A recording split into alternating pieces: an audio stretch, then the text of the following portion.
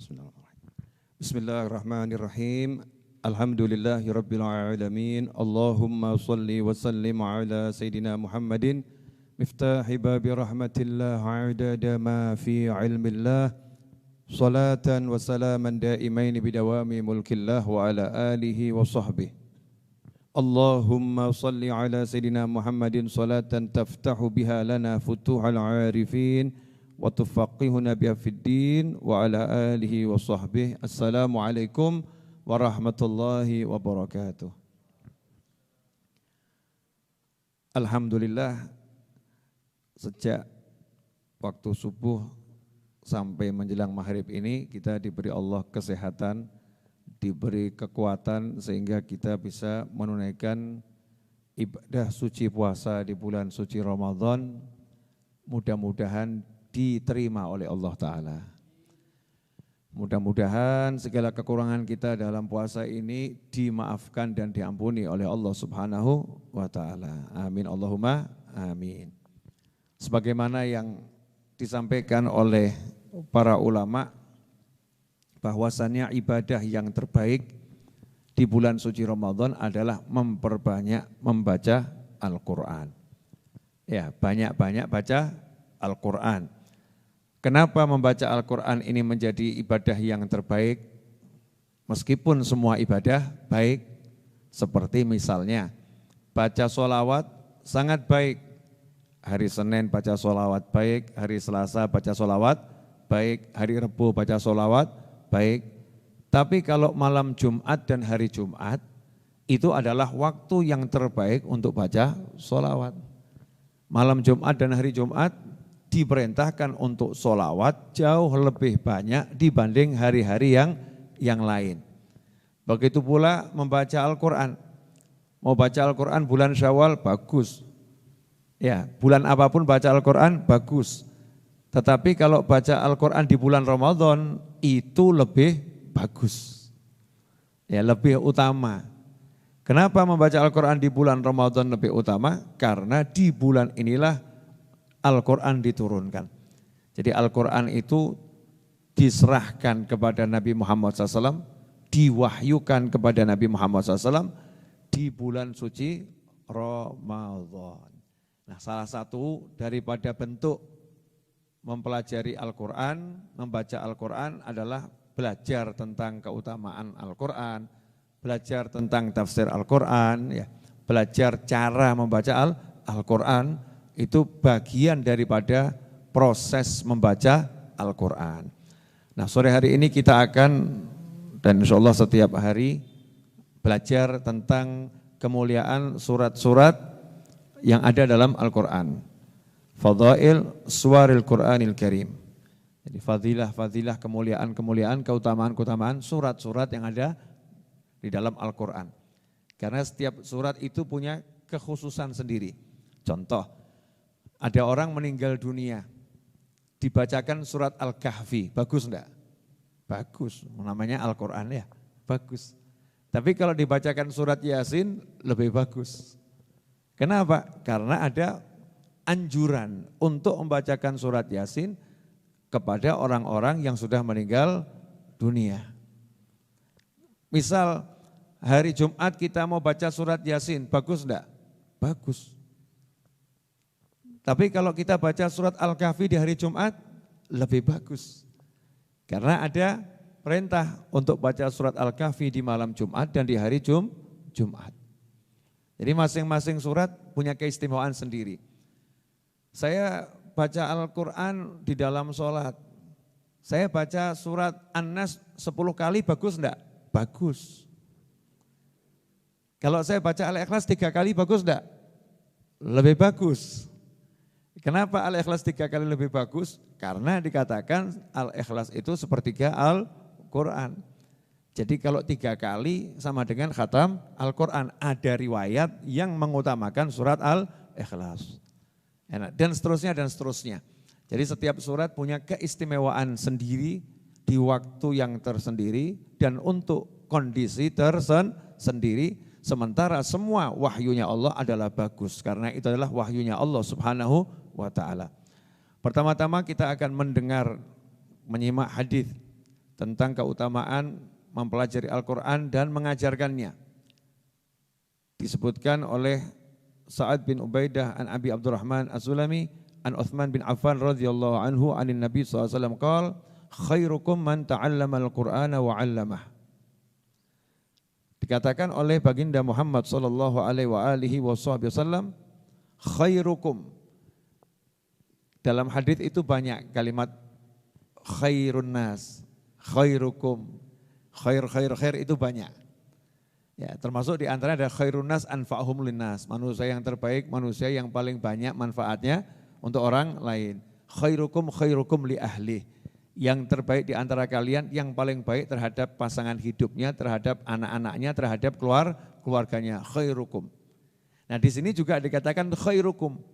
Yang terbaik di antara kalian adalah orang yang dia mau ta'allamal Qur'an, mempelajari Al-Quran wa'allamah. Dan dia mau mengajarkannya kepada orang lain. Jadi seseorang yang belajar Al-Quran, dia sedang berproses menjadi manusia yang terbaik. Walaupun membacanya namanya juga belajar. Beda dengan mahir. Mahir itu ahli. Kalau prosesnya belajar ya namanya lagi belajar. Ya orang belajar jalan. Ya, awalnya dari apa? Telentang jadi tengkurap, tengkurap jadi telentang. Kan begitu. Namanya ini belajar jalan. Kemudian nanti bisa merangkak. Setelah merangkak bisa berdiri, ditetah, ya jalan, mau dipegangin. Setelah itu bisa jalan sendiri. Setelah itu dia bisa berlari. Kalau udah jalan sendiri sama bisa lari, kita enggak sebut lagi belajar jalan, kan enggak. Dia sudah bisa berjalan.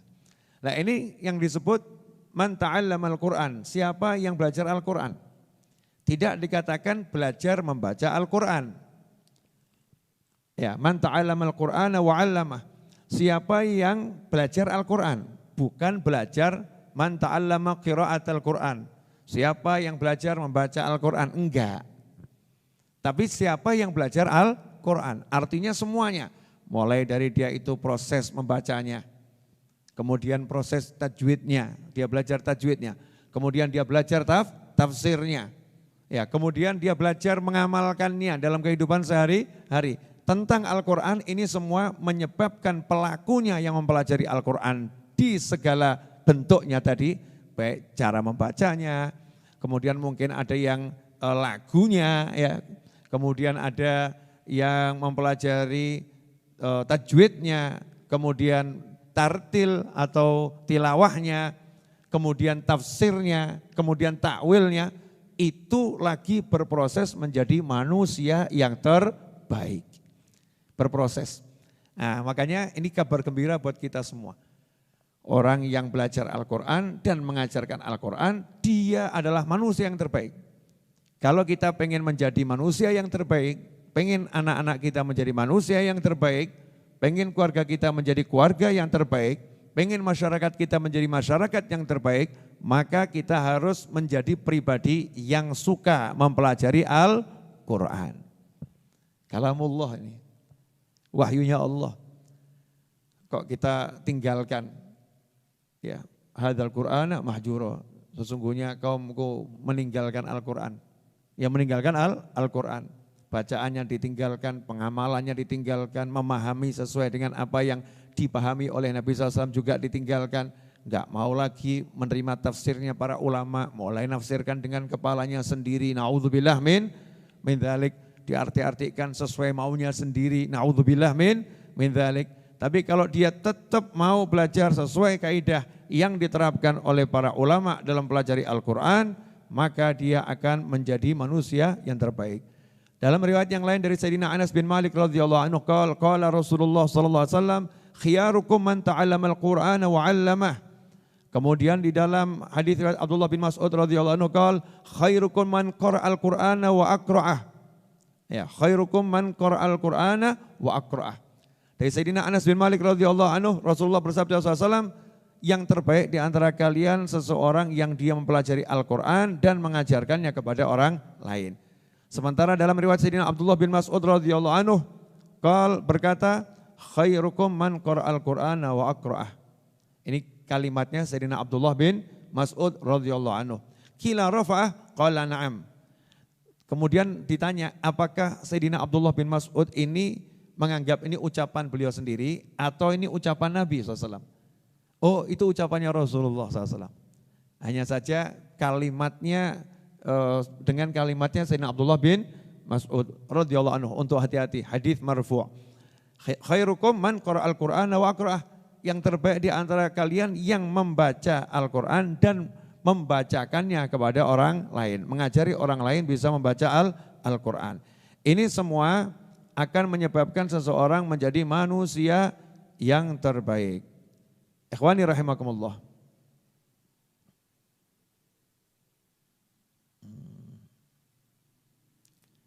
Ya, saya pengen sedikit ngajak merenung semuanya.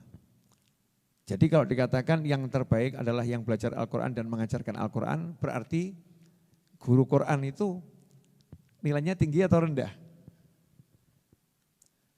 Guru yang mengajarkan kita Al-Quran, guru yang mengajari kita baca alif, ba, ta, tha, jim, ha, kho, dan seterusnya.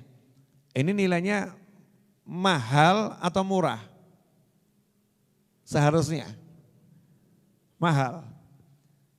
Karena berdasarkan hadis, manusia-manusia yang mengajarkan Al-Quran, itulah manusia terbaik, kan begitu ya. Berarti manusia yang paling top itu yang mengajarkan Al-Quran. Pertanyaan saya untuk pemirsa di rumah, dimanapun Anda berada. Apakah kita sudah menjadikan Al-Quran ini yang terutama di rumah kita? Apakah kita sudah menjadikan Al-Quran ini yang paling urgent di rumah kita?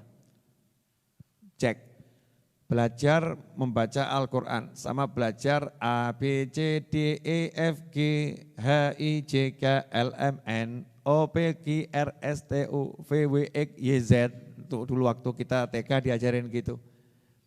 Kita lebih semangat ngajarin mana? Alif, ba, ta, tha, jim, ha, kho kepada anak kita, atau A, B, C, D, E, F, G. Semua kita pelajari. Hono coroko ya kita belajar.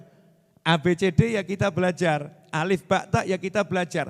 Tapi di kepala kita, di hati kita, di benak kita, mana yang kita jadikan prioritas utama? Oh, nanti kalau nggak bisa baca A, B, C, D, anak saya bodoh loh ya. Betul ya? Muncul kalimat begitu, bodoh anak saya nanti. Tapi apakah terfikir? Kalau enggak bisa baca alif, ba, ta, dan seterusnya, wah ini kehilangan ganjaran banyak ini. Ini termasuk sayanya orang yang bodoh ini, sayanya orang bodoh. Kalau saya mengutamakan A, B, C, D ketimbang alif, ba, ta. Karena orang ngucap A, B, C, D, E, F, G enggak dapat pahala. Tapi orang baca alif, ba, ta dengan niat mempelajari Al-Quran, dengan niat mempelajari bahasanya Nabi Muhammad SAW, maka setiap mengucap alif, ba, ta dapat pahala. Belum lagi kalau itu nanti baca ayat-ayat Al-Quran. Dapat pahala yang besar. Nah, apakah kita sudah menjadikan Al-Quran di rumah kita prioritas utama? Apakah kita sudah menjadikan Al-Quran prioritas utama kepada anak kita? Nak, kamu mau jadi ahli apapun tidak jadi masalah selama itu halal. Tapi yang paling penting kamu jadi ahli Al-Quran. Kamu harus bisa baca Al-Quran dengan baik. Kamu harus bisa tajwidnya Al-Quran. Bapak enggak maksa kamu ngapalin Quran, tapi bisa baca, paham cara baca Al-Quran. Kalau kamu bisa hafal beberapa ayat dan surat, jauh lebih bagus. Kalau kamu hafal Al-Quran, bonus buat saya sebagai orang tua, bonus buat bapak, bonus buat ibu. Apakah sudah seperti itu? Kemudian kalau datang guru yang mengajarkan Al-Quran, sama guru mengajarkan matematika, sama-sama mulianya, guru ya. Sama guru satu lagi datang mengajarkan bahasa Inggris. Coba kita cek hati kita. Mana yang lebih kita utamakan untuk dimuliakan? Semuanya dimuliakan, tetapi mana yang lebih kita utamakan untuk dimuliakan? Kalau kita memandang sebelah mata, cuman baca Al-Quran. Yang ini penting ini. Ini yang namanya matematika, bahasa Inggris, syarat masuk perguruan tinggi ini. Oh ini guru yang ngajar harus saya muliakan semulia-mulianya. Berarti guru matematika, bahasa Inggris bayarannya 2 juta, yang ngaji 50.000 cukup. Udah, ustadznya ngajar ngaji suruh ikhlas. Ilmu akhirat ya jangan diperdagangkan, Masya Allah. Buat dalil sendiri. Ya, giliran matematika, biologi, fisika, kimia dan kawan-kawannya kita apresiasi dengan angka yang besar. Tapi kalamullah kita pelit untuk mengeluarkan duit. Ini hati kita. Nah itu menjadi kualitas kita di hadapan Allah Ta'ala sesuai itu. Ya bagusnya guru matematika dikasih 10 juta gitu ya, biologi kasih 10 juta, Al-Quran kasih 100 juta, itu keren itu. Semuanya dimuliakan toh, gak ngurangi haknya. Nanti kalau ditanya kenapa yang guru ngaji kok dikasih nilai yang lebih dibanding guru yang lain? Jawabannya, iya karena ini nanti yang akan membuat saya masuk surga ya guru ini. Saya udah meninggal dunia, anak saya baca 1 huruf dari Al-Quran akan menyebabkan saya diampuni oleh Allah Subhanahu Wa Taala. Sebagaimana diceritakan dalam suatu riwayat, yang namanya juga riwayat nih kisah-kisah orang-orang soleh, boleh percaya boleh tidak. Tapi kalau film-film yang gak jelas aja kita nikmatin, kita percaya kok. Ya kan? Masa riwayatnya orang soleh kok gak dipercaya? Ya, kok gak dipercaya? Ada satu orang meninggal dunia. Kebetulan catatan keburukannya itu lebih banyak daripada catatan kebaikan. Hasilnya vonis siksa kubur. Siksa kubur. Tahun pertama siksa kubur, tahun kedua siksa kubur, tahun ketiga siksa kubur. Ya. Tahun ketiga lewat dikit, siksa kubur dihentikan oleh malaikat atas perintah Allah Subhanahu Wa Taala. Maka saat itu yang disiksa nanya. Jadi orang tuh kalau di kuburan jujur semua. Malaikat, kok siksanya berhenti? Ada apa? Dijawab, mulai hari ini kami diperintahkan oleh Allah Ta'ala untuk memuliakanmu. Allah sudah mengampuni semua dosamu. Loh, kok bisa begitu? Wong saya enggak ngamal apa-apa. Dijawab oleh malaikat, waktu kamu meninggal dunia, istrimu waktu itu dalam keadaan barusan melahirkan bayi. Nah ini bayinya sekarang umurnya 3 tahun. Dan hari ini bayimu itu mulai, yang sudah 3 tahun tadi ya, udah enggak bayi lagi berarti ya. Balita ini sudah mulai belajar membaca Al-Quran. Maka setiap huruf yang anakmu belajar, kamu dapat pahalanya. Terus nanya lagi, loh kan saya enggak ngajarin anak saya ngaji. Saya kan enggak suruh anak saya ngaji. Jawabannya adalah anakmu kan amalmu, produkmu, produksimu kan bukan produksi orang lain, bukan toh ini. Anak ini kan produksi bapaknya. Jadi amal kebajikan yang dilakukan anak otomatis bapak ibunya dapat. Karena itu produknya orang tua. Nah kalau yang tanpa niatan ngajari saja bisa dapat manfaat yang luar biasa. Apalagi saya yang datangkan guru untuk anak saya. Katanya kepada guru ngaji tadi ya. Maka ini layak, ini investasi terbesar akhirat saya ya kepada guru ngaji. Lah sayangnya kita penghormatan kepada guru yang mengajarkan baca Al-Quran, mengajarkan tafsir Al-Quran, mengajarkan ilmu Al-Quran, itu belum sepadan. Terbukti guru-guru TPA gitu ya, di musola-musola, di langgar-langgar, di masjid-masjid, bahkan yang privat ke rumah, belum kita kasih nilai yang pantas. Ya nilai yang pantas, bahkan kita berhitung kemahalan. Itu kemahalan tuh segitu, Masya Allah. Nah ini enggak pas buat kita yang mengimani bahwasanya Al-Quran merupakan kalamullah yang mulia. Jadi siapapun yang berinteraksi dengan Al-Quran menjadi mulia. Enggak usah jauh-jauh lah. Mushaf ini ada handphone, ya handphone. Handphone ini kalau kita lagi tonton YouTube taruh di bawah enggak jadi masalah ya nonton YouTube. Betul kan? Ya mungkin juga enggak diciumin handphonenya. Enggak diciumin. Ya kecuali kalau ada foto-foto yang enggak jelas, naudzubillah min dzalik gitu. Tapi subhanallah, begitu buka aplikasi Al-Quran, nyala nih aplikasi Al-Quran, surat Al-Baqarah. Handphonenya apa mau ditaruh di lantai? Enggak, langsung ditaruh di atas, dipegang tinggi. Hormat sama handphone? Enggak, sama aplikasi mushaf. Kemudian dicium, ciumin handphone, bukan, ciumin aplikasi mushaf. Ini handphone jadi mulia seketika gara-gara aplikasi mushaf. Mushaf Al-Quran, sampulnya. Sampulnya itu kalau pisah dari Al-Quran, dari mushafnya, sampulnya pisah. Sama orang mungkin dia ditaruh di lantai, cuman kertas biasa buat nutupin gitu ya sampul.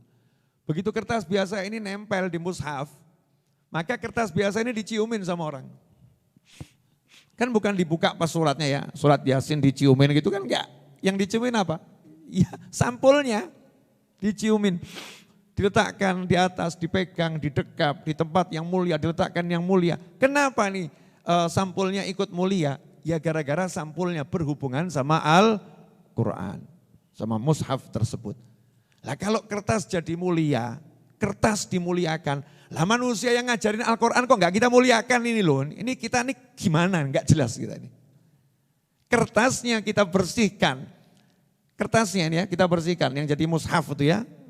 Bukan di dalam yang ada tulisannya ayat-ayatnya, saya enggak ngomong itu. Sampulnya kita bersihkan, sampulnya kita indahkan, kemudian sampulnya kita hargai. Lah kok manusia yang di dalam dadanya ada Al-Quran, hafal Al-Quran enggak kita muliakan?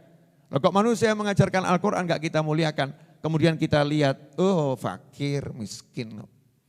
Orangnya miskin, orangnya biasa-biasa, orangnya enggak terkenal. Jadi kalau yang dihormati bukan Al-Qurannya, terkenalnya. Kalau ustadznya penghafal Al-Quran terkenal langsung ustadz, Masya Allah terkenal ustadznya. Ustadznya biasa-biasa saja, hidupnya susah, enggak kelihatan punya duit, ya enggak kelihatan punya pakaian yang bagus, sebelah mata. Berarti kita enggak menghargai Al-Quran ini. Kalau kita menghargai Al-Quran, kita muliakan Al-Quran, maka siapapun yang berinteraksi dengan Al-Quran, kita muliakan luar biasa. Kenapa? Khiyarukum. Golongan terbaik kalian, khairukum, yang terbaik di antara kalian. Nah ini mudah-mudahan yang sedikit ini berkah dan manfaat. Ya, tidak terasa 20 menit saya bicara. Ya kurang lebih 20 menit. 20 menit itu cepat atau lama? Nah, lama tuh katanya. Kalau Ramadan gini 20 menit lama. Sebentar lagi kan kita akan masuk waktu maghrib, sebentar lagi ya. Insya Allah enggak terasa ini, masih ada 15 menit. Ya, sebelum saya tutup kajian sorenya dan dilanjut dengan zikir, nah, saya mau menjelaskan zikir yang satu ini hendaknya kita baca sebanyak mungkin di bulan suci Ramadan. Ya zikir, tadi kan amal yang sebutnya baca Al-Quran. Selesai ngaji jangan berhenti. Fa idza faragta fansab.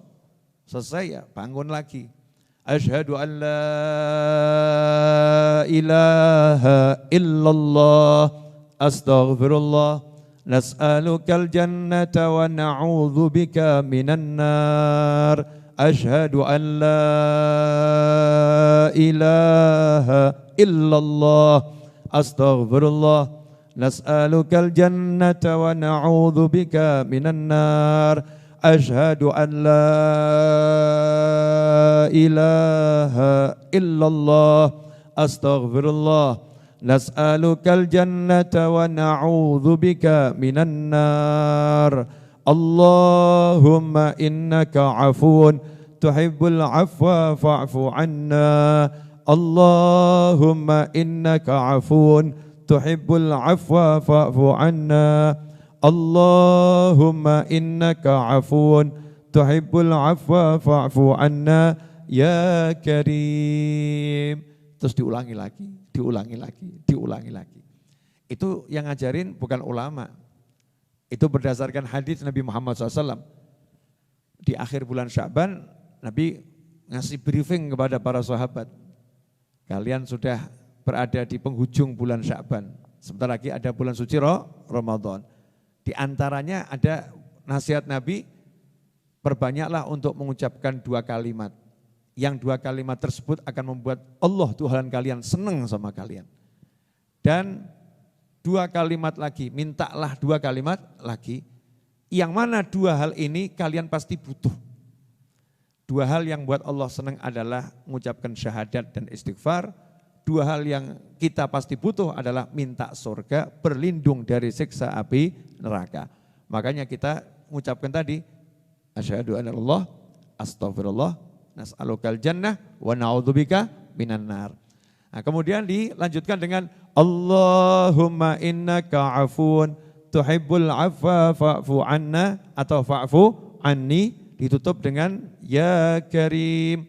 Itu berdasarkan hadis ketika Sayyidatuna Aisyah radhiyallahu anha bertanya pada Nabi Muhammad SAW, ya Rasulullah, sebagai seorang istri ini nanya sama suaminya, nanti kalau saya ketemu Lailatul Qadar enaknya minta apa?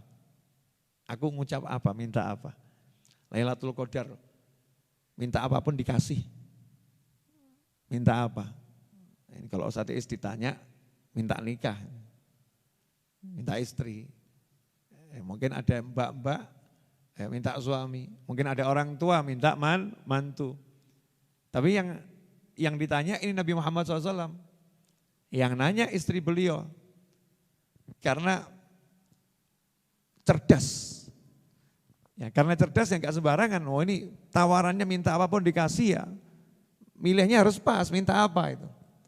Maka Nabi SAW mengajarin, ucapkanlah Allahumma innaka afun, muji Allah dulu. Ya Allah, engkau ini suka memberi maaf dan menganjurkan manusia untuk meminta dan memberi maaf. Allahumma innaka afun tuhibbul afwa. Suka dengan memberikan maaf dan suka sama orang-orang yang memberi maaf. Fa'fu anni, tolong maafkan aku. Ya Karim, dua yang maha mulia. Kita disuruh minta ampun. Jadi minta maaf sama Allah Ta'ala ini permintaan terbaik di malam Lailatul Qadar. Sehingga kalau tiap hari kita baca ini, Lailatul Qadarnya kapanpun kita udah minta yang terbaik. Paham ya? Lailatul Qadarnya kapanpun kita sudah minta yang terbaik seperti yang Rasul ajarkan pada istrinya. Gak mungkin Rasulullah SAW ngajarin buat istrinya yang kelas menengah ke bawah. Buat istrinya pasti Rasulullah SAW mengajarkan yang terbaik. Yang terbaik di antara kalian yang paling baik pada keluarganya. Ya Rasul yang nomor satu menjadi manusia yang terbaik sama keluarganya. Maka Rasul memberikan yang terbaik untuk keluarganya. Termasuk doa, Rasul yang mengajarkan doa yang terbaik untuk keluarganya. Dan hebatnya keluarga Nabi yang merupakan istri tercinta Sayyidatuna Aisyah radhiyallahu anha tidak menjadikan ini milikku sendiri, di-share kepada kita semua. Aku diajari Nabi seperti ini loh, SAW. Kalian amalkan. Makanya ulama menyusun menjadi asyhadu an la ilaha illallah astaghfirullah nas'alukal jannata wa na'udzubika minan nar. 3 kali. Allahumma innaka afun tuhibbul afwa fa'fu anni atau fa'fu anna. 3 kali ditutup ya Karim. Mudah-mudahan bermanfaat. Kurang lebihnya mohon maaf. Jazakumullah khairan. Wassallallahu ala sayyidina Muhammadin wa alihi wasallam. Walhamdulillahi rabbil alamin. Asyhadu an la ilaha illallah. Astaghfirullah, nas'aluka